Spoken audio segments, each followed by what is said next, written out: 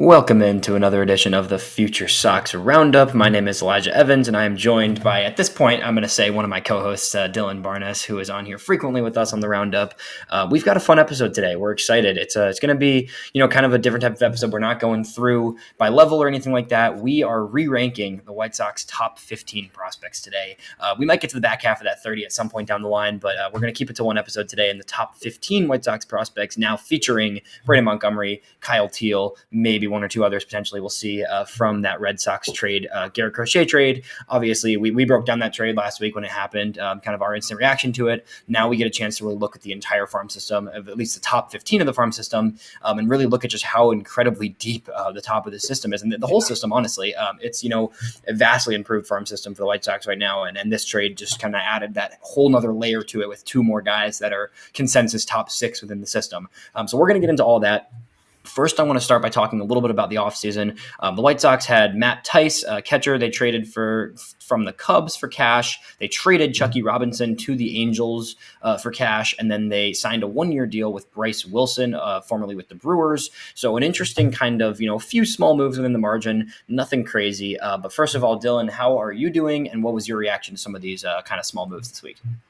I'm good. I'm glad that the White Sox offseason is starting to sort of take shape as a whole. It's a lot of bargain bin guys.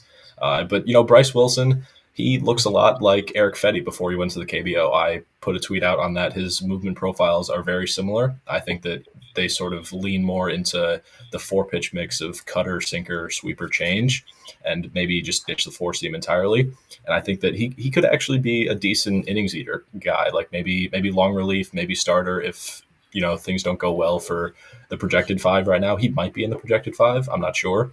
But I think that he's solid. He can be depth.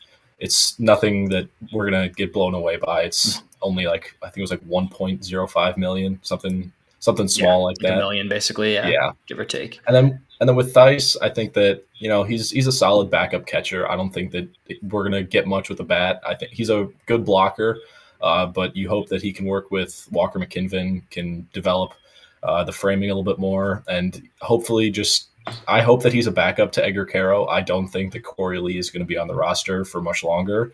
He has an option left. I hope that he gets sent down to AAA because I'd much rather watch Edgar Quero than Corey Lee. Lee was the worst hitter in baseball from May 1st to the end of the year. It was not good. Yeah, I'm with you there. I think Quero just deserves the job, and I think Tice is more of a backup guy. I think it's just a depth piece, right? I think you're basically just swapping him out for Chucky Robinson in terms of the who could be a backup major league catcher. He's probably not more than just a depth guy. I think the logic is that even if one of your young catchers in Quero and Teel, who we'll talk about, with one of those guys being deemed ready, right?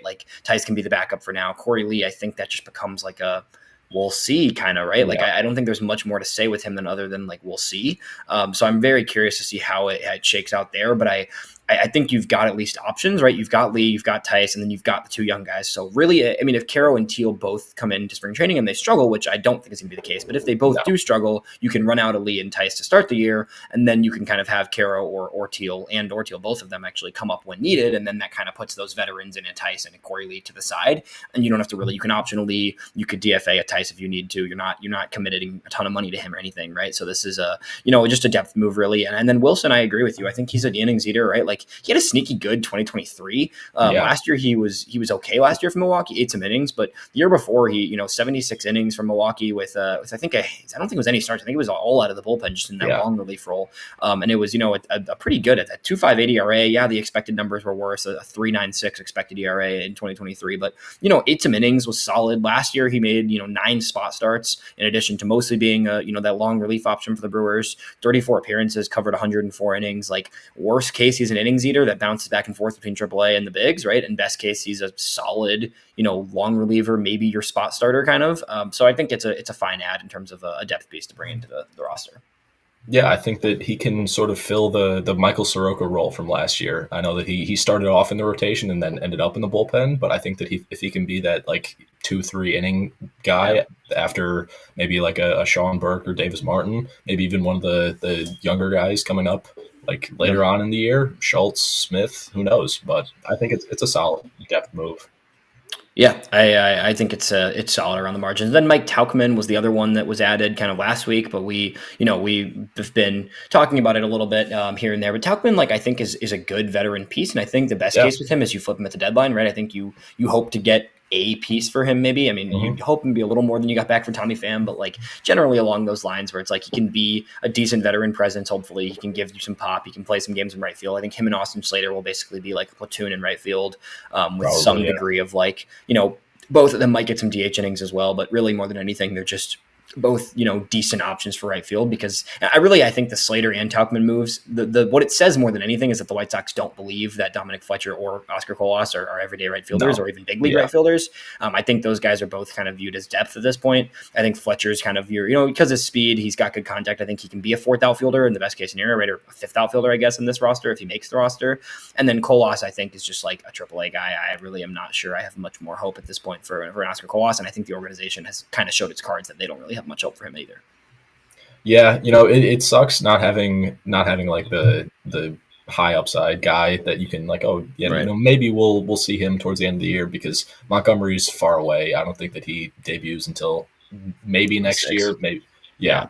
But like Fletcher, like you said, he's a fourth outfielder guy. His defense is real good, his speed is nice, but he just can't really hit. I think that if he had a little bit more pop, I think he would be probably the starting right fielder. And then Colas just hasn't shown it. He's been given opportunities, and it sucks because he was pretty highly touted when we signed him. But it sucks. Not everything pans out, but it's the Tauchman Slater platoon and right is perfectly fine, because we haven't had an actual right fielder in 20 years, so it's fine. Yeah, so it works for me. I'm okay with these moves. Nothing exciting, right? Nothing that anybody's getting hyped about, but at the same time, like, they're moves around the margin, they're veteran ads. Hopefully you can flip some of these guys to the deadline. Hopefully maybe a few of them stick around to the roster, like a Bryce Wilson could stick in the bullpen of some sort long term. So we will see there, but let's get into the main topic. We are here to talk about this farm system because this farm system looks pretty good.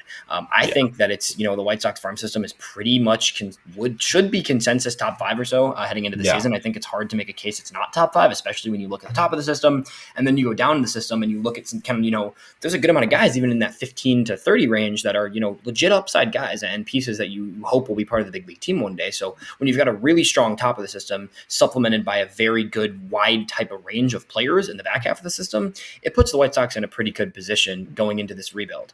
So we're going to go through 1 through 15. I want to start from the top because I think we're going to deviate more and more from each other. I think we both have our own top 15s that we've created. I went back and forth on a lot of guys, and I know for a fact, based on what I know about you and the prospects you're keyed in on, that we're going to have some disagreements pretty early. But I do think we're starting in the same place. Who is your number 1 White Sox prospect? Because I believe he's the consensus among pretty much anyone who knows the White Sox farm system. It's 100% Noah Schultz. I think that we've seen enough from him, even in the limited time that he's been on the field. He's the clear number 1 in the system. If he throws 130, 140 innings this year, I think that he might end up being like top 5 overall. Like he's already top 15 overall, but if he just continues to rack up innings and stay healthy while continuing to show that 70, 80 grade slider, I don't think that we've seen the best from Noah Schultz. Yeah, I mean, in terms of just magnitude of stuff, right? Like, not including his playoff games, because he did make a playoff appearances for the Barons, but in the regular season in Birmingham, and this season between high A and double A, 115 strikeouts and only 24 walks across 88 in the third innings and 23 starts, right? A whip under 1. He held opponents' batting average under 200 on the season. Like, it's video game numbers right now for Schultz. And obviously we need to see it for more innings, right? We need to see 120 plus innings. I think the goal is going to get him, like you said, about 130 innings. I think that's like the dream scenario for him. And I think he's built up enough where he can do that, right? He got over 90 innings this year. When you factor in the FutureSox game, in addition to the playoffs, he was at, I think, 93, 94 even. So he was pushing 100 innings this year. And if you can get him, another 30 innings under his belt next year, this is a top 3 pitching prospect, hands down, in baseball right now, and the clear number 1 prospect for the White Sox. Yeah, I think that he's got ace upside, even if it ends up only being like 140 innings that he gets to this year. I think that's the best case scenario, because you don't want to stretch him out too fast and too he's not gonna debut this year outside of maybe a late September call up, get him like 2 starts. But I was going to ask if you think there's a chance, because I don't think I don't think it's impossible, but I don't think neither do I, but I just don't think that he's going to be up for a long enough period of time to like say like, okay, we've seen enough from him. He can like I should say I don't think he's going to throw enough over the course of the rest of the season to be like, okay, right, pull him up, because I think that they're slow tracking him, so I don't think that they're going to want to rush him to the bigs. I think that if he gets to 120 innings before September, maybe, but if he's hovering around like that 110, 100 mark, I think that they'll just let him ride it out in AA, AAA, wherever. Yeah, no, I hear you on that for sure. This is where it's going to get interesting, because I'm very curious to see where you went here, because I definitely deliberated. I mean, 2 through 5, or 2 through 6, pardon me. Like, you can make a case for any of the 2 through 6 with Kyle Teel and Braden Montgomery joining this group, right? You could really make a case for anyone anywhere through 2 through 6. So I'm very curious who you went with as your number 2 White Sox prospect. So I'll let you take this one. I went bold. I went Braden Montgomery as my 2. I think that I that I loved him pre-draft. I know. I know. He was my guy from like January up until the day of the draft. He still is my guy. I was really hoping that the White Sox would take him, and then the ankle injury happened. He fell to like 11, 12, something like that. But I think that his ceiling just drags him up there. I think that it's like 40 home run upside with an elite arm in right field. And he's got some contact quality issues. He doesn't lift the ball as much as you want from the right side, which is something that I will say. I think that he should stop switch hitting. I think that he should focus on being a left-handed hitter, because that is where he does the most damage. He like if you look at his highlight tapes from Texas A&M, even going back to his Stanford days, his moonshot home runs, the tape measure ones that go 475 feet, they're all from the left side. And I think that if he can really just hone in on, okay, I'm going to only focus on being a left-handed hitter, I think that he's going to skyrocket. And, maybe he starts in low A, maybe he starts in high. I don't really know, because it's kind of tough coming off of the injury, because he didn't play in professional ball after he got drafted. So I could see him starting in any of the low minors, but I think that if he has a good year, I think he might end up in AA or AAA by the end of the year. And I'm like, he's if everything goes well, I think that he's going to fly through the system. Interesting. Very interesting. I went a totally different route, and I'm not going to mention Braden Montgomery for a little while, actually. Not because I don't think he's great. I think there's way more to prove for him. I think that we haven't quite seen enough for me. I just need to see him in minor league baseball. Like, I agree with you, but I think the right-handed swing is an issue, right? You draft your hope is a switch hitter. But again, like, I kind of agree with you on that point. I'm curious to see. I think the White Sox will let him continue switch hitting, at least to start his career, just to kind of see what it looks like at the minor league level, because there might be certain things that he taps into from the right side, or, certain adjustments he makes that just make him a little more of a useful piece from that side. But I also can see, I can see where you're coming from, because the upside is so high and it's so much to dream on there, that I do think the, highest outcome for him is probably higher than any of these other hitters we're going to mention. I think in terms of the hitters in the system, I think it's the highest, 90th percentile probably. And it's someone who, I don't think there's many guys you can look at in the system and say, well, George Walco, I guess, that's the real, the sway upside swing. But right, like, I don't think there's many guys you look at and say, hey, that guy could viably hit 40 homers a year and get on base frequently, right? Like that, there's not many prospects in baseball that are like that, that have that true level of ceiling like Montgomery does. But I do think there's a lot more I need to see from him first, which is why I have him later on the road. But I do have the other first round pick, essentially, from the White Sox this year, in Hagen Smith at number 2. And that's another, I guess I'm kind of contradicting myself, because I haven't seen much from Hagen Smith either in the minor leagues. But I just believe in the White Sox a little more to develop Hagen Smith than I do with any of these hitters. And that's the reason I have him at 2, because I think Hagen Smith is a guy that the White Sox, it's their mold, right? It's this mold that's going to make sense. It's this lefty. He's got the power stuff. I believe in Hagen Smith's floor more than I believe in almost anybody else in this farm system, I think, just because his stuff is so good. He's so advanced. He has that high level college experience of dominance, and the organization has thrived with this type of pitcher and this mold. And that's why I went with Hagen at 2. But again, I think you can make a very real case for basically anyone at this spot. And I went with Hagen Smith. You went with Braden Montgomery. And that's a great test to the fact that the White Sox just added 2 first round picks, essentially, right? Like they just added 2 more first round guys. You could make a case for 3, including Kyle Teel. For sure. Oh no, I'm talking Teel. Yeah, Teel from the year before, right? So you basically got, you got 3 first round picks from this past 2 years. I mean, it's crazy when you look at the top of the system, and it's just as impressive where they're at right now. I went with Hagen Smith, and I think because more of the organizational development side more than anything else, just because I believe Hagen Smith will get to at least a decent floor. So I went with him at number 2. I'm going to go with my number 3 because I have a slight feeling we might have the same number 3, but it also could be totally different. Yeah. Maybe not. Maybe it's totally different. So we'll see. Let's hear it. I went with Edgar Quero at number 3. Okay. I stuck a little loyalty here with Quero because I do think Quero just showed me so much last year that gave me so much confidence that he's going to be a big league hitter and really hit at the next level.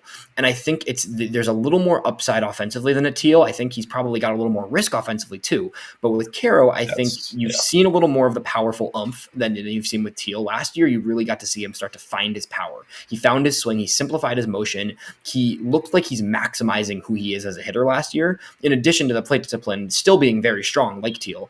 And then on the other side, like Quero's arm is excellent.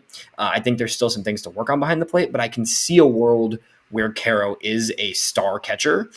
I see it also with Teel, and this is where I kind of bounced them back and forth in my head like 5 times.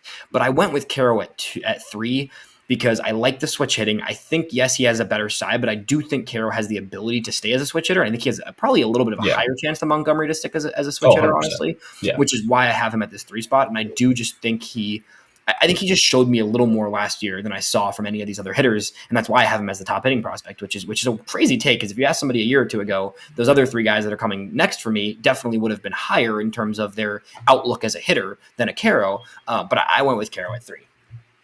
I have to check I went with Kyle Teel. I think that there's the conversation. Yeah, 2 catchers is like we said when we recorded the podcast last week when the trade happened.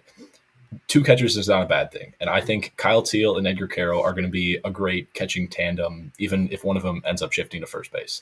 I went with Teel only because his contact skills are better than Quero. I think that in a perfect world, you hope that Teel can stick behind the plate just because his defense is better than Quero as it stands now. Is it? I think it's better. I don't know if it is. I think there's a lot of people out there that Kyle Teel had the raves from college, but for where they're at in their development point in terms of how long Quero's had to catch as opposed to Teel in the professional, equating college, right, to like the amount of experience Quero has in the minors too, like. I think there's a case to be made for being 2 years younger right now in terms of age, that Quero could be as good, if not more advanced for his point than Teel is. But it's close. It's an interesting conversation. I think like we were saying earlier, you could make a case for any one of these guys from 2 through 6 to be in any spot. And like my guy at 6, you've already said him.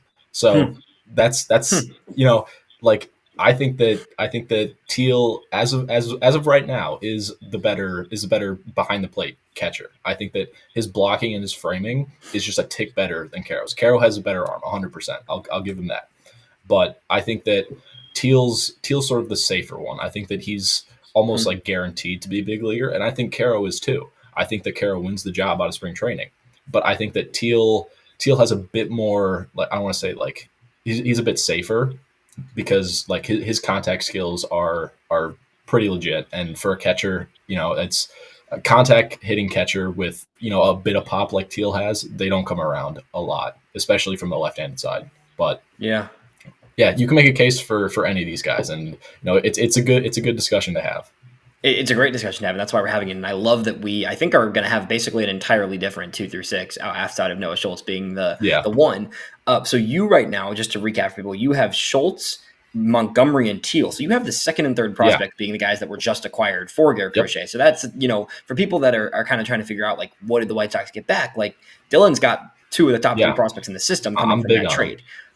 I, at number 4, have Kyle Teel. I had to stack these catchers because in my head, they're so close and they're different players, but there's so many overlapping skill sets with some differences for sure with Teel and Quero, where I think they're both big league catchers and I think they're both big league players one way or another.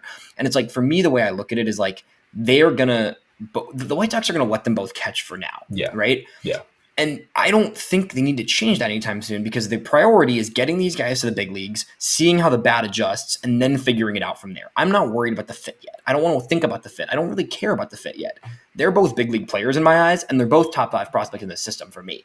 So we just talked about Teel. You did a really good job talking about where Teel's at. Who do you have at 4? At 4, I have Colson Montgomery. I think that he's like he had a down year last year, and I think that he was. I don't want to say he was overmatched because he was very young for the level. He was a 22-year-old in AAA, and he scuffled a bit. He had rough. He had I don't want to say a whole entire rough year, but like in the first half of the season, it wasn't great. But he still showed that top of the line power from a left-handed hitting shortstop. And to me, this year, I think, was the year that I was fully sold on him sticking as a shortstop. I think that he made tremendous strides in his defense and just his fluidity at the position. You look at him compared to when he first got drafted, he looks like a sort of like baby deer. Like he was not very fluid in his motions. But I think this year, I think that I saw enough from him to say like, okay, this is the future at shortstop. Maybe he ends up sliding to third base. Who knows? But I think Montgomery, if you told us last year that Colson Montgomery would be the 4th prospect in the system, I think that we would be sort of like, what? How is that possible? Who did we get that we would put him over or that would go over him? But I still believe in him. I don't think that last year was the true Colson Montgomery that we're going to see going forward. And yeah. I still believe in him. I think that he is probably the opening day shortstop for the White Sox in 3 months. Interesting. Yeah, I can see the idea there for sure. I think there's a very good chance he opens at shortstop. I do think he starts in the minors. That's kind of where I'm at with Colson right now. But I see a lot of the value there, and that's why I have him at 5, following Kyle Teel for me. But I think with Colson, it's just like we need to see it. Like we need to see it this year. And you saw spurts of it in Arizona, and we've seen spurts of it at the end of last season. But it's like with the other guys, like everybody else on this list, that from my top 4, right? Like we saw last year a lot of these things. And Colson, we saw spurts, and I couldn't agree with you more. I'm still very high on Colson. I just think with the 2 catchers, right, with Quero and Teel, I see a little bit more floor of like they're going to be a big league piece. With Colson, fair. I think after last year, you can argue there's a little more risk there.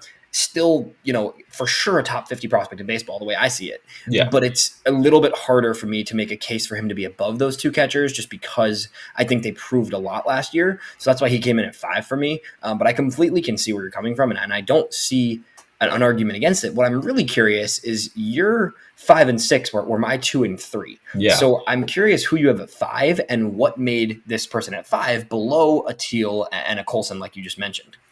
At 5, I have Hagen Smith. I think that, like you said, he fits the White Sox mold perfectly, and I think that he's going to really thrive if he can stay healthy. He's on.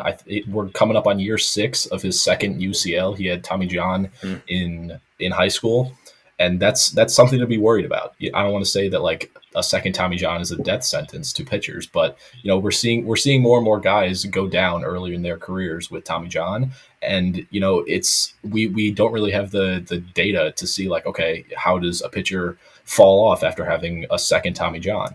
So for me, there's, I want to say, a little bit more risk, but I think that if everything goes well, you have him and Schultz 1A, 1B, and that's amazing. But I think that his injury risk is just a bit higher, and I love him. I think that he's going to be great, but I think that there's just a tiny bit of injury risk. Yeah, that, I need to see him, progress past the I don't want to say like worrying for me, but I'd be lying if I said that I wasn't worried about him getting hurt at like 25, 26 and, blowing out his elbow and not pitching until 28. We took a different angle then for sure, because I went more of with him. It's like, I think if healthy, I think the floor is higher than any of the hitters in the system. And that's why I had him at 2, but I totally understand the injury risk because there definitely is risk there. But I do think with any pitcher, that's just kind of how it goes these days. So that's why I try not to dock that too much in terms of rankings. Yeah, just he already understand had it. I get it. I get that logic for sure. That's very interesting. So then we know where we're going with the 6s because, like we said, there is a very consensus top 6. It's just the order is totally jumbled, as everybody listening can tell from us talking through this. So I have Braden Montgomery at 6. I'm assuming you have Edgar Quero at 6. So that's just it already just so fascinating because your 2 is my 6. my 2 is year 5, my 3 is year 6. Like we're completely mixed. And I think that goes to show how good these 6 players are. Yeah, no, because it is really hard great to rank these guys. And I went back and forth so many times when I was kind of putting together my updated list. The only reason I have Montgomery at 6 is, like I said earlier, I just haven't seen it yet. I just need to see him healthy. I need to see him a little bit more consistent with his swing decisions, right? I think in college he had a little bit too much of a whiff problem in comparison to what you'd want to see from a college guy who still hasn't even got to the higher levels of the minor leagues, right? So like I think I need to see a little better swing decisions from him, and I just need to see him healthy. I think Braden Montgomery could easily shoot from 6 to 2 or 3 for me if he has a few good months to start his career in Winston-Salem and he does what we think he can do. He could easily fly up this list. Just right now, I have him at 6. Yeah, no, that's 100% fair. I get where you're coming from, and I was, like you said, I was torn on the 2 through 6. I was going back and forth, but I have Quero at 6 just because I think that, like, I don't even want to like dock him for having, I don't want to say like negative things about him that would put him under the other 5 guys. I just think that as of right now, I think that the other 5 guys I have above him, their upsides are just a bit higher. And that's not a knock to Quero. I think that all 6 of these are top 50, 60-ish prospects in baseball. And like we've been saying, you know, that you really can't have a wrong order. I think that from 2 through 6, you could have any combination of these guys and people would probably agree 100%. With you. So I don't want to knock Quero for being my 6. I think that you've said a lot about him, but I think, like there's not really much else to say on guys that, you know, we've already covered, like Teel, Quero, like they're very similar players. And I just think that Quero is a bit riskier, but that should be like the end of like the upper top 6. Top 6. So would you say that all 6 of those guys, where is the point in Major League Baseball, right? Because Pipeline has all 6 in the top 60. There was a tweet that went out of like White Sox have 6 top 60 prospects. Where is your kind of marker for where all these guys, regardless of order, belong? Is it top 60? Is it top 70? Like, I think it's top 50. I don't really think. I think you can make a very good case for. I think you can make a really good case for all these guys being top 50. I don't see why they all don't deserve to be at least in the range of top 50. Yeah, I think that top 50 is like. I don't think that's out of the question. Like, if I'm being like really bold, I would say top 40. But I don't think that we've seen enough from Montgomery and Hagen to say like, okay, top 40 already. But I think that in a perfect world, I think that, you know, maybe in the maybe July, June re-rank, I think that we could have 6 top 40s, but I don't think we're there yet. I would say top 50, 100% though. Yeah, I think it's right there. I think it's going to be really fascinating. So let's get into the rest of the system, the 7 through 15 range, because I think we're going to have similar players, but I do think we're going to have some differences. I have a feeling our 7's the same. Why don't you tell me your number 7? At 7, I had Grant Taylor. Yeah, ditto. You had? Yeah, okay. Yeah, I think it's pretty. I think it's hard to make a case against Grant Taylor just because of the upside. But tell me why you have him at 7. His upside, like you just said, his stuff is just so ridiculous, and you know he flashed it in his limited outings last year. Went down with a lat injury. That sucked just because we didn't see him a lot until Arizona. But the big thing for me is that he came back healthy in Arizona, and he showed off an even better changeup than he had in June and July, or whenever he came back. But he's throwing a kick change now. I think that marks, 3 pitchers in the organization throwing a kick change now. After Davis Martin, I think Grant Taylor himself said that like Eric Adler is throwing it now, and now him. So the stuff that Grant Taylor has is just like ace, top of the line stuff. And as he gets more innings under his belt, I think that we're going to see him skyrocket, and he's just something to dream on for the next year and a half. I think that if he's healthy, I think that he ends up in Double-A. Maybe he could make a case for like starting in Double-A.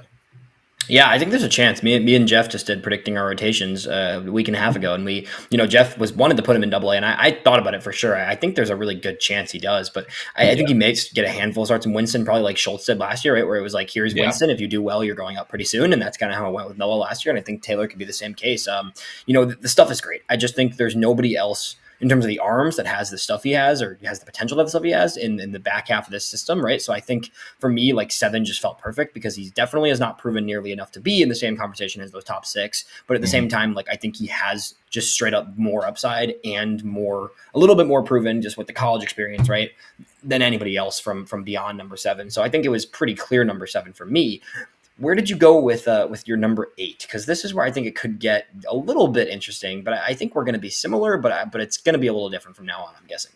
At number 8, I went Jairo Iriarte. I think that we saw him in the system last year. It was his first full year in the White Sox organization, and he had an up and down year. I don't want to say it was like rocky, but there were definitely flashes where it was rougher than others. He showcased elite strikeout stuff. His command was a little iffy at times, but I think that if everything goes right for Jairo, I think we're looking at like a decent 3-4 guy.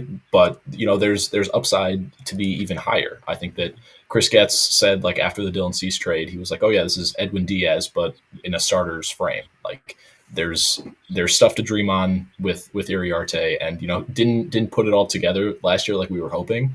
But I think that he's got the stuff. I think worst case scenario, he's a very good bullpen arm. So for me, he's 8. I would have liked to see him a little bit higher after last year, but I'm still okay with him being 8. Yeah, same here. Funny enough, I think our 2 through 6 was totally different, but we're aligned right now, 7 and 8 back to back. Yeah.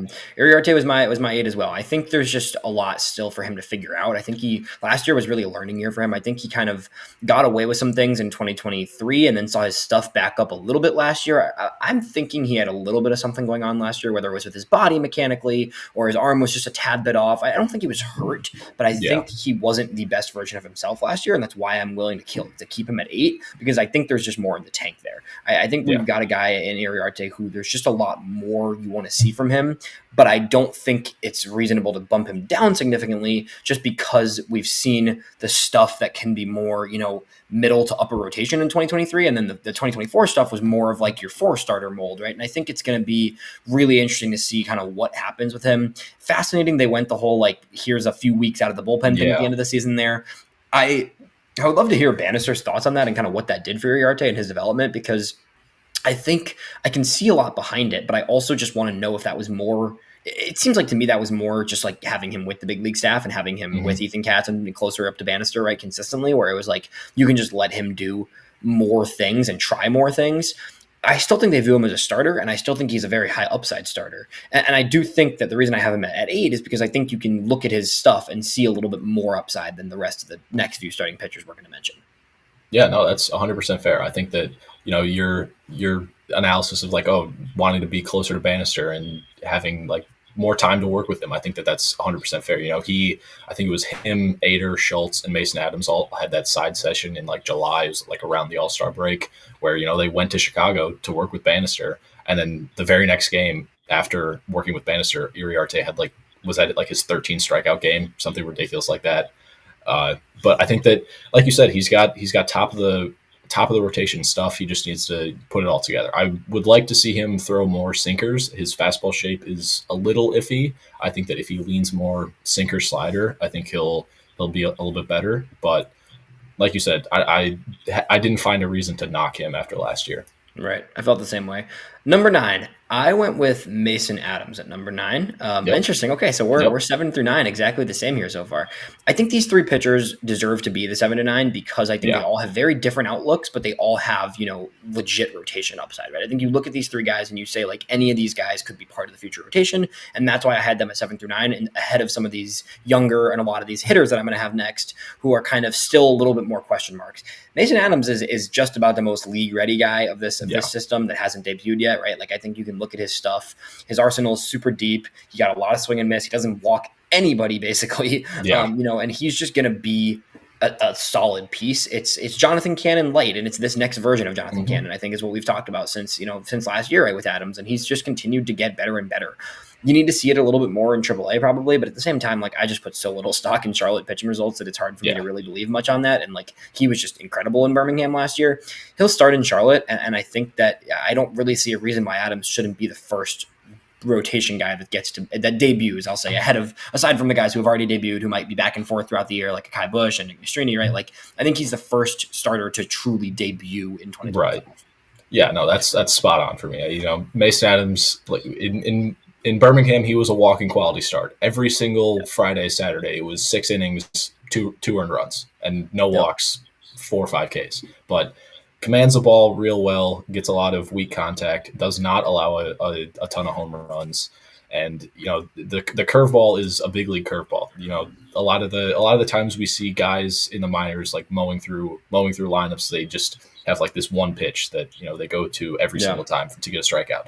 Mason Adams has like 4 or 5 that he can throw in any count to get any result that he wants. And I think that's just a testament to how league ready he is. He's got the command of all 5 pitches, and like I said, the curveball is a big league curveball. And yeah, I think that he's, like you said, the first starter to truly debut out of the Schultz, Smith. Yeah. Some data from you when I was working through the FutureSox top 15 White Sox, the Just Baseball top 15. Like, this is a guy that throws, his curveball at a 68% strike rate, his sliders at a 66%, his fastball, his sinker was over 70% strike rate, right? In zone rate is high. The swinging strike rate is high. He gets a lot of swings on both the changeup and the curveball, especially. The chase on the curveball and the slider is over 35% on both those pitches. Like, it's just really good stuff overall. Yeah. He's going to allow some hard contact because he doesn't have overpowering stuff, but at the same time, he's going to throw a ton of strikes. He's going to get guys off balance, and he's just going to get outs. And I think that's why he deserves to be at 9 above a lot of these hitters I have coming, like I mentioned, that are kind of still a little bit more to figure out there.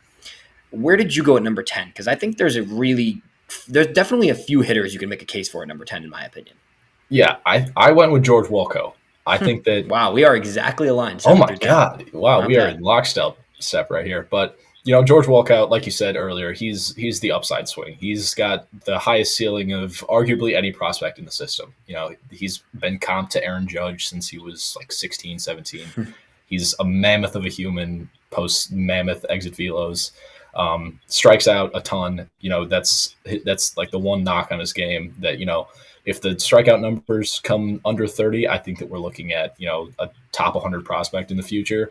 But to be an 18-year-old in single A posting, I think it was like a 135 WRC plus, something ridiculous like that, it's unreal. And I think that if the strikeout numbers can come down a bit and the contact skills can come up a pretty decent amount, I think that we're looking at a true like blue chip prospect, and he'll be 19 for all of next year. So I think that he starts out in Canny. He might start out in Winston. I'm not sure, but the organization definitely seems like they want to test him, and that should be what they're doing, because he's an athlete. He's gonna strive off challenges. He's a real smart guy. He's a professional. Looks at his at bats after every single at bat. It doesn't matter if he homered, if he struck out. He's gonna review tape on like, okay, I did this, and then the pitcher came at me with a slider in the dirt. What can I do to stop that? What can I do to jump on the fastball in the zone? So it's really just an upside play with Wolkow, and he's got just tools to dream on. Yeah. Wolko is just, and you did a good job explaining. We don't need to go much deeper in him. We've talked about him a lot before, but 90th percentile exit velo of 109 miles per hour. That is the highest in the entire organization last year, above every other big leaguer on the team, right? Like, yes, it's in single A, like whatever. I don't care. That's absurd. That is ridiculous. He gets good carry. He knows how to punish the ball to all fields. That's one thing I love about him, is he doesn't pull like crazy. Like, he's going to pull naturally the way he swings and the power he has, but he's able to go opposite field. Like, a lot of his homers last year were just literally line drives to the opposite way that just carried so much because they were hit so hard, right? Like, it's all about approach. Let's see that strikeout rate come down this year in his second professional season. Let's see him develop a more of a stronger approach against breaking balls and be able to recognize stuff a little bit more consistently. And you're looking at a 40 home run upside. There's a lot of steps between there, right? There's a lot to go in terms of his development, but he has more upside than any other hitter in this system, not named those top 4 that we mentioned earlier. Not just more upside, but it's so much more upside than everyone else that it's like he has to be the 5th ranked hitter for me, just because of that upside to dream on. Yeah, like you were saying, Like you're Yeah. saying, like his power to the opposite field is ridiculous. He had a Yeah, it's insane. 450 foot homer to left center field. Yeah, Like it's silly stuff. that's just ridiculous. Yeah, But so we will see. It's all about development for him. It's all about adjusting and working on the approach against secondary stuff for him. you know, He also had he's never seen secondary stuff like that. Like, right, yeah. like he went from seeing I played in high school, in the same Illinois high school conference. baseball. Like, I played in his conference. Like he was not seeing breaking balls even anywhere close to these, Dominican international players that are throwing him nothing but junk in single A, right? And like by the second half of the season, he was getting so many off-speed pitches that his walk rate actually went up because he was able to recognize them. But he's got to swing so much. He still swung a little too much, and he was still missing breaking balls because it's just different from anything he'd ever seen. I'm still really confident that he is going to, learn and get better at that and continue to mash like he has. Yeah, I played against him. I pitched not against his team, but against his rival, Downers Grove North. But it's just he was facing, like you were saying, not great pitching. It's Illinois high school baseball, and it just going from that to guys who are throwing 95 plus every single pitch, junk. like it's junk. It's just a ridiculous switch up, and he handled it well. So I think, like you're saying, he just like has to be the fifth hitter. Yeah. Number 11. Who did you go with at this spot? Let's see if we're still on the same track. I went with Brian Ramos. Okay, our first difference in the 7 and beyond range. So okay. I think that, Ramos, like, he's a streaky hitter, and I think that we saw it when he debuted in like June, July, whenever. But I think that if he can like put everything together and find consistency, I think that he's probably the everyday third baseman for the White Sox, just because he's got a ton of pop. He's got a bit of swing and miss, more than a bit actually. But I think that if he can sort of like start to recognize breaking balls a little bit better, and get a little bit more contact oriented than just, okay, I'm going to hit the ball over the fence now. I think that he's, like I said, I want to say opening day, but like starting third baseman for the White Sox. But he's a good defender. I think that he's like Colson has made strides to like shore up any defensive question marks about him, and it's a testament to how hard he works, because every report out of Birmingham on him was like, okay, yeah, this guy's a professional. He goes about his business and wants to get better. So who did you have? It's similar. I think I have him coming up soon, but I went Caleb Bonham. I went Caleb Bonham because I just have heard so many good things. And this is me like trusting people more than trusting myself, because I can't say I've watched a ton of Caleb Bonham. I don't have a ton of tape on him, right? Like I heard about him in high school. I watched some film from him from circuit stuff, right? But like I haven't seen him play games. I've seen him, in Arizona. I've seen some videos of him hitting, right? And I've seen the swing, and I love the swing. That's one thing. I think you said this, or other people have said this too, but like he's got that, Mike Trout-esque swing, and it's definitely, it's compact. It's really aggressive. It's like a powerful, aggressive type of swing that will probably need to be, a little bit calmed down as he gets older. But like, I just like the upside too much for him not to be right behind DeWolko, because it's a different profile, but it's similar to like, there's a lot to go for him. But I think there is so much upside in what he could be doing eventually that I just can't not have him that high. So I think he's, really, really an exciting piece. I think there's so much more to see with him, but I just like the upside at the 11 spot behind Wolko. I think they just kind of have to be that stack together, because they're both these high school draft picks with so much to dream on, a lot to prove. I think a lot of people think that Bonham slides to third eventually, kind of similar comps to Colson in that regard, where he could play short, but maybe he slides to third. I just think he's the type of guy that we're gonna see him break onto the scene this year. I think he'll probably still start in Arizona maybe, but if he starts in Canny, or whenever he gets to Canny, even if it's a similar track to what Wolko did last year, right? Like Bonham is going to get to Canny this year, and I think we're going to see him really, really shine when he has the chance to. Yeah, I have him one spot. Down. We were literally just flipped, because I have Ramos next as well. Oh, so, perfect. Yeah, we were basically just Ramos and Bonham at the 11-12, regardless of the order. Yeah. So yeah, you hit the nail on the head there. It's a lot of power. I think that, like you were saying, he's got to calm down the swing as he gets older. Can't hurt himself while swinging. We've had our fair share of injuries with third basemen swinging the bat. Shout out Yoan Moncada. But with Bonham, I think that it's power, speed, bit of defense, and like you were saying, he's got upside. Maybe we'll shift to third. But I think that right now, I think that him and Wolkow are sort of similar in that regard. You said it perfectly there, where they have to be grouped together just because of how similar they are. But I think that you can make a case for him and Walcott to be anywhere in the 8 to 11 range. I think that, they're question marks 100%, but I think that as he gets them ironed out, I think he'll start to turn some heads in the organization and in the league as a whole.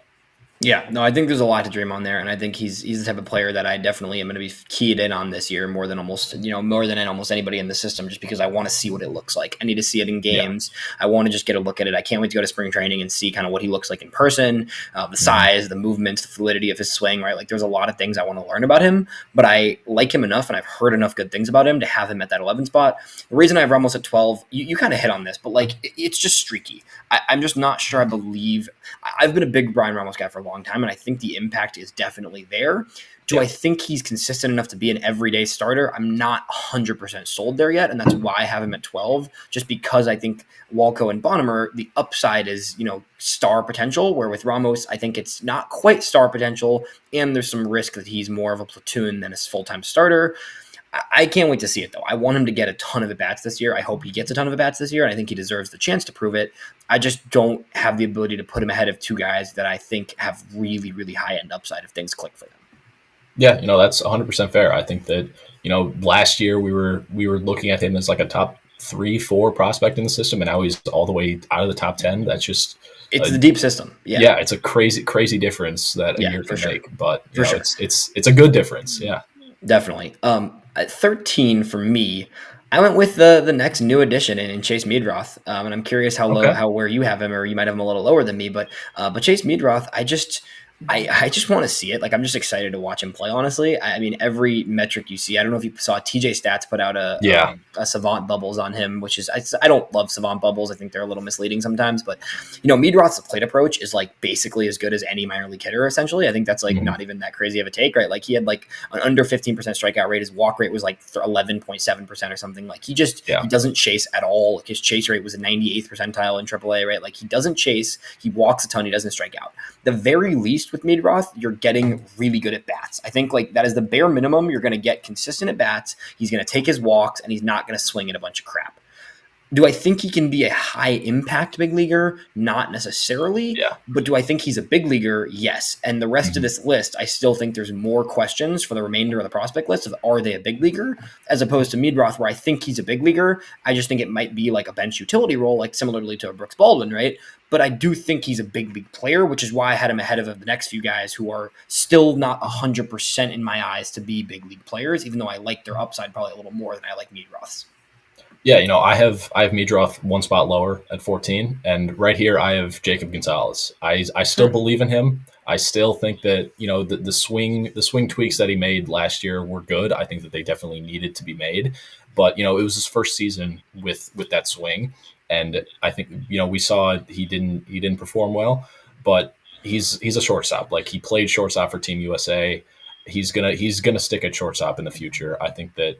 If he has a full off season with that swing and can just learn how to, get power back, the power that we saw at Ole Miss, I think that he could sort of put his name back on the map. I'm not 100% giving up on him yet, but there's still a lot of question marks that need to be ironed out with him. But like I said, there's still hope for Jacob Gonzalez, and I'm not fully out on him yet. We'll have to see where it ends up after this year, because I think this is a make or break year for him. I think he's going to be 23 this upcoming year. So, he's got to prove it one way or another. So, yeah, interesting. I have Gonzalez outside of my top 15 actually for the first time. I've always kept him inside the top 15. I think all these new additions just pushed him out of it for me. Yeah, he was close. Again, it's the of course. The system's way deeper. I think he'd be top 15 in most systems still, being first round pedigree. The fact that there's a first round pick from a year and a half ago that's not in my top 15 is a very, very strong sign of the system. I've never been a huge Jacob Gonzalez believer. You know that. I think there's just a lack of true impact with him. I'm not sure I see him being a true impact player. I would love to be proven wrong. And I do think the swing adjustments were good. I think he made the adjustments he needed to make. And I think he put himself in a position where he can be, a big league player. But he's at Birmingham for a first round pick at his age. Like, we need to see it this year. Like, it needs to happen. Yeah. And I just need to see more from him to put him in my top 15. I think with Meadroth, I just saw Meadroth be, over 400 on base percentage in AAA. And like, I don't think the impact is as high, but I think there's a more likelihood of Meadroth being a solid big league player right now than there is with Gonzalez. Is Gonzalez's upside still higher? For sure. But I just have a hard time putting him, higher than a Meadroth or even the next few guys I'm going to mention, just because I haven't seen it yet. We saw a little spurt of it in high A last year, but even then, like, his big success in high A was for 2 weeks. Like, it wasn't like it was like an extended 3 months of crushing in Winston-Salem.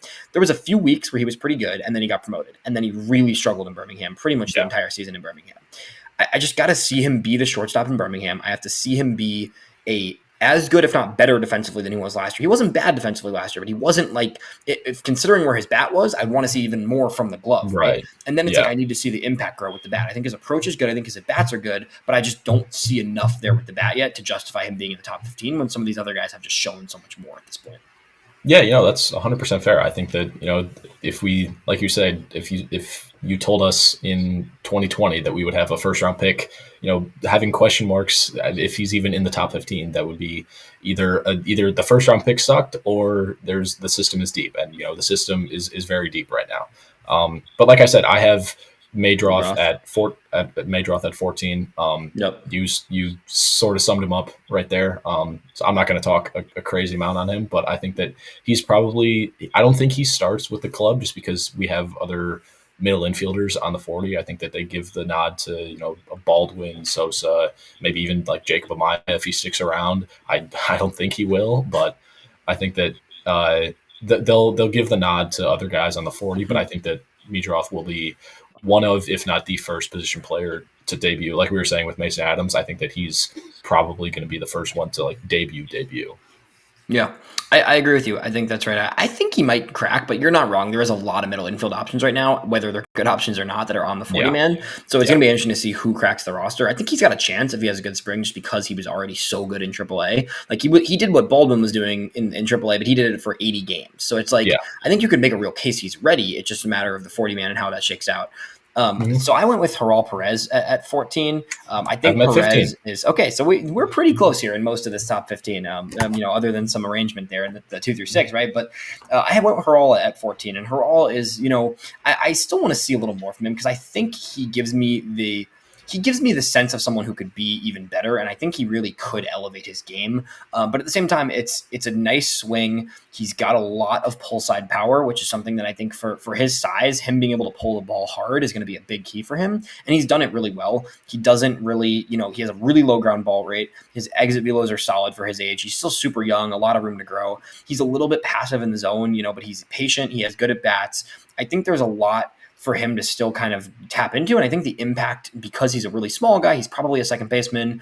The impact might not be quite as high as some of these other guys in this, this 10 to 15 range. But I do think that he's a second baseman with plus offensive upside. He's got some solid speed. He can steal some bags.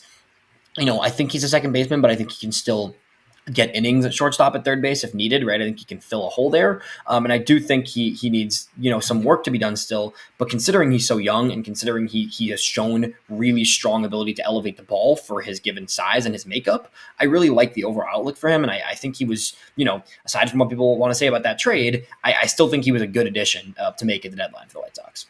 Yeah, 100%. I think that he's the prize of that deal. I think that people were down on that deal for no reason, just because we expected more for Fetty, but if you look at the prospects that were traded, I'm not sure that we could have gotten anything better than Perez and Albertus. But you hit the nail on the head again. Perez, he's got a ton of pop for being such a tiny guy. I think he's 5'8", 5'9".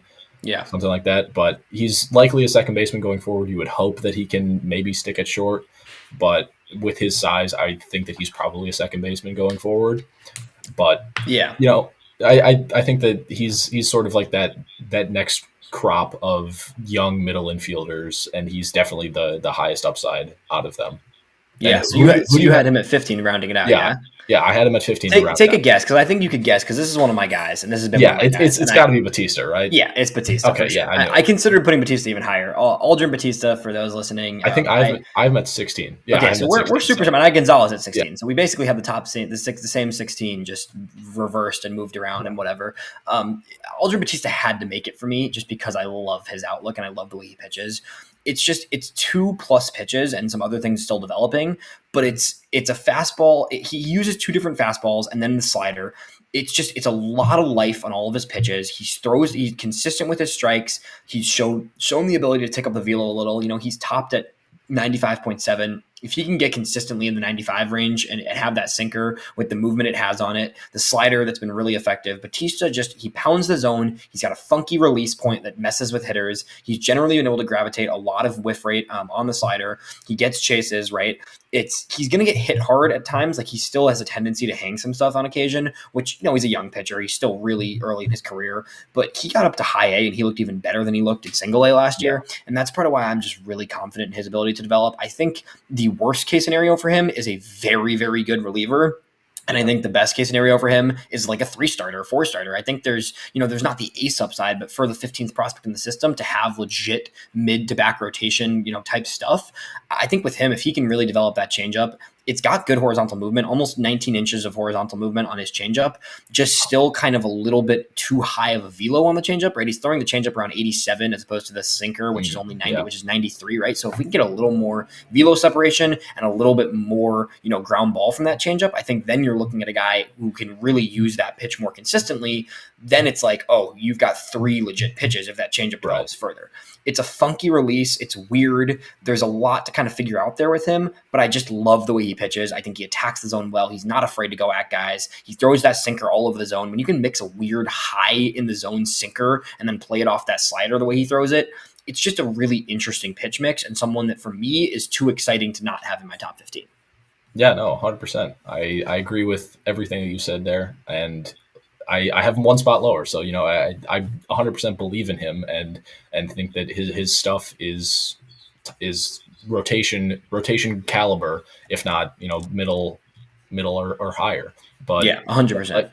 Like you were saying, elite bullpen guy if everything falls apart. Like his control goes away. But like you're saying, the slider and the sinker are legit pitches, and I think that those 2 have helped him, go through the minors pretty quickly so far. But he'll need to add a third, and that changeup, if he can get some more speed differentiation between the sinker and the changeup, drop it down to 84. I think that's when we're going to start to see him, really, really take off. Where do you think he starts? Do you think he starts in Double-A? I think it's Winston still. I think you want to get him a few more starts in Winston just because there's so many guys in Birmingham. I think that's fair. I guess it could depend on Hagen, to be honest. If Hagen gets if they still want to keep Hagen in Winston, I could see them pushing Bautista to double. It's just like you've already got Quero there. I don't think Gowans is going anywhere. I don't think Schultz is going anywhere. Right? Like you've got a lot of guys in Birmingham. That's why we talked about we did our thing last week with Jeff and I where we were going through each rotation, or 2 weeks ago was rotation. Last week was the lineup. But I just think you've got Gowans is in Birmingham, Schweitzer, Schultz, and then Corella, potentially Hagen or Grant Taylor, I think are both kind of age-wise ready to be in Birmingham. It depends on their development, right? So it's like, and even if you don't think Hagen or Grant is ready, I think you then probably go with like a Lucas Gordon just based on his college experience and his age, right? So I think it's like, I think Bautista starts in Winston. He's probably your opening day starter in Winston, honestly, which is kind of sick considering he's 21, right? Is he 22 maybe now? But he's either 21 or 22. But this is a young guy who, he's 21 until May, right? So like an opening day starter in high A at 21 is a very good place to be. So I've got him there. So you said you had Gonzalez at 16, or I had Gonzalez at 16, you had Bautista at 16. So we had the same top 16 players, just shuffled order. Who are, let's go with 2, because I want to wrap here because we definitely have been talking for a while. I don't want to keep people too much longer, but who are like 2 guys outside of that top 16 that you think that you are really keyed in on and think can jump into that top 15 range this year? This year, I would say Sam Antonacci. Yeah, that was my first one, 100%. Yeah, he's got to be the guy. I was maybe a little lower on him just like because I left him off. I did a full top 30. I had him 31. So currently. Oh, I had him at 17, literally right after all these guys. Really? Yeah, okay. I had him at 17, so that's interesting. I think that I just need to see just a little bit more from him. I think that when I re-rank in May, June, even as the winter goes on, I might shuffle some things around, and he might end up in above 25 for me. But Sam Antonacci has to be one of the guys that it can shoot up boards because he's got elite contact skills. And, we throw that word around with a lot of guys. Sam Antonacci's contact skills are elite. Like, Yeah. it's ridiculous in zone contact. He doesn't whiff a lot. He puts the ball in play a ton, doesn't strike out, and can take a couple walks too. But he's got great defense at second base. He's sort of like Brooks Baldwin light. I think that we called him that in the draft recap video that we did. But like, it's a fair comp. You know, he puts the ball in play a lot, doesn't whiff. He's sort of like a lefty only Brooks Baldwin. Yeah, I think Antonacci's the first one that comes to mind for me. And the other guy I mean, I have a few others, but do you have a second one first, and then I'll give one or two of mine? I do. Let's hear it. I have Javier Mogollon. Yeah. The other one I wanted to mention too. Yeah. Yeah. You know, he's been my guy since last year. You've been on him, Batista with you. Mogollon. I always butcher his name. Mogollon. Yeah. It's a tough one. He's the guy that I think that in a year or two we look on and say, like, okay, that was a true win for the scouting department, because he was signed for, it was like $75,000 out of Venezuela, and he's just done nothing but hit. You know, he has struck out a lot in Arizona. Yeah. This was the first time in Arizona that he was striking out for like an extended period of time. But he made a swing tweak. He added a leg kick, and since he added that leg kick, you know, he was really good. He's sort of similar to Harold Perez in a way, where, you know, undersized second baseman with a lot of pop, but with Mogollon, it's like 70, maybe even higher grade speed. Like I posted something about it. I'll have to pull it up after, but I think he was the only player in Arizona to have 15 stolen bases and not get caught once, 15 or more stolen bases and not get caught a single time. So he runs, he's a good runner. He's able to take extra bases, steal bases.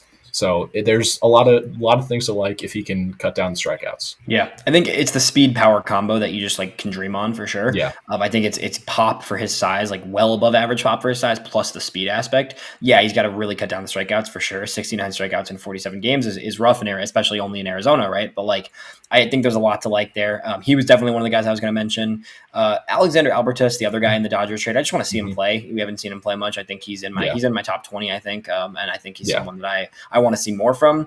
And then Blake Larson too is another guy I want to mention, because I feel like we haven't talked about him much. You know, dealt with an injury last year. I believe he underwent surgery. I'm not 100% sure. I don't think there was a full clear report on that, but I know he had some sort of, you know, substantive injury that he didn't pitch in any innings, affiliated innings at least, or any ACL innings either.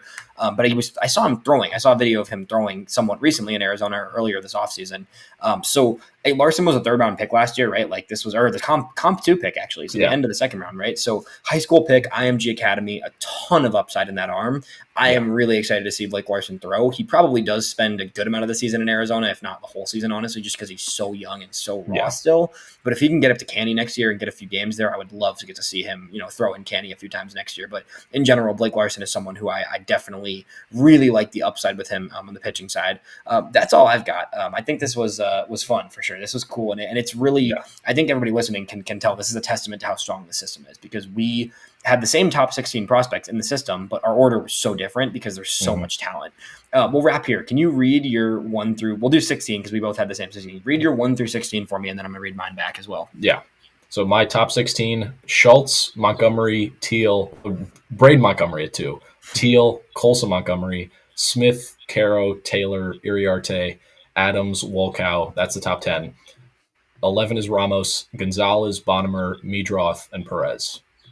Very interesting. I love it. I think it's fascinating stuff. And then mine, for contrast from Dylan's, was Noah Schultz, Hagen Smith, Quero, Teel, Colson Montgomery, Braden Montgomery, Grant Taylor, Jairo Iriarte, Mason Adams, George Wolko, Caleb Bonnemer, Brian Ramos, Chase Meadroth, Harold Perez, and then Aldrin Batista rounding out my 15 with Jacob Gonzalez at 16. Super fun doing this. This was a blast. We went along. I hope everybody enjoyed kind of getting a new sense of where the top of the White Sox farm system is at. We will be back for more, and thanks for doing this with me, Dylan. 100%. It was awesome to do it. We'll be back. Happy holidays to everyone. This is my last recording and our last recording through the holiday season. So wishing everyone the best, and we will talk to you after the holidays.